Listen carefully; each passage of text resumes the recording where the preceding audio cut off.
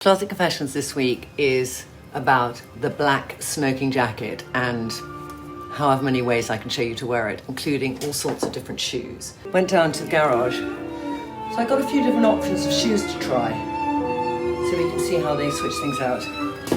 So I'm going to show you these, which are an old Zara white ankle boot, but the height I like because the trousers are cropped and the jacket ends halfway around my bottom, so having a bit more heel makes me happy, and it just feels a little less predictable than a shoe. I also love the pointedness. I think that black smoking, point, it all goes together, black stiletto, if I had it I'd be trying. And I like the way that as an ankle boot they show off your ankle. Lots of ankle boots just come too high for me, and then it makes my ankles look the least flattering. So I like this. The trousers are Reese and the jacket is Saint Laurent. Just to give you an idea of proportions of the crop of the trouser, where the jacket is ending, and I'll probably wear a bra on this, but I can't find one. I'm being a bit lazy. I might put one on later. Let's try the next. My old Prada shoe, but I like the topping and tailing of the silver.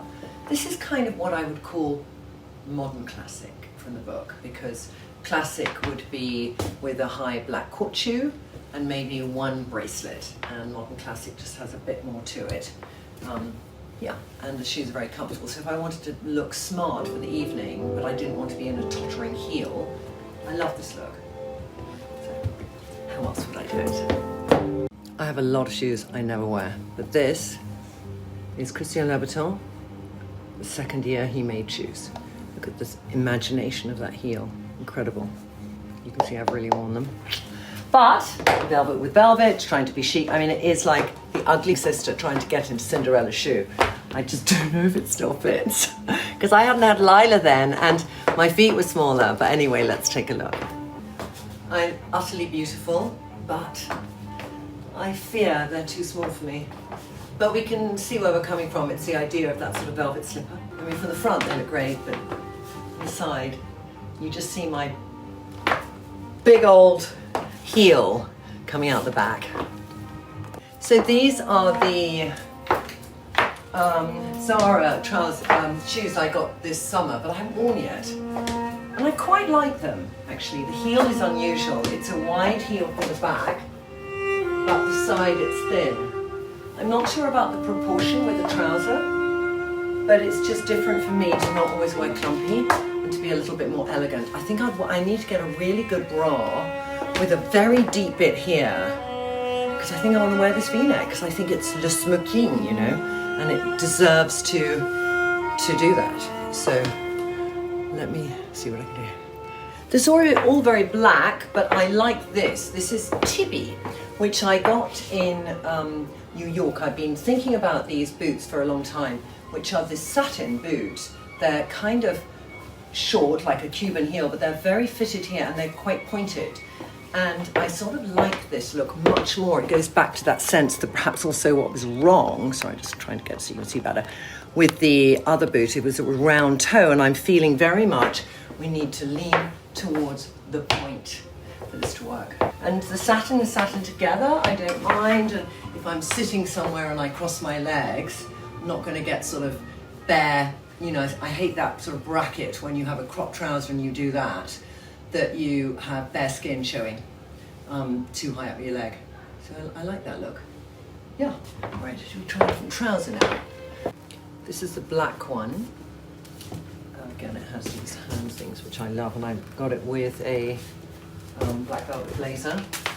I like the idea of the pared back down jeans, big trainer, and a really chic shaped blazer. And then that slight sheer of the black. So this is unusual for me to wear black like this. I think the sheerness means it's not too dense, and the satin and the velvet make it more wearable for me, because it's not my best colour black. I have to wear it with makeup, and I have to think about the texture of the black. It can't be so absorbing that it drains the life out of my face. It must have a fabric that gives a bit more to it. This is that messy undone look. These are, God, I mean, such old Joseph trousers, like, I don't know, about 15 years old.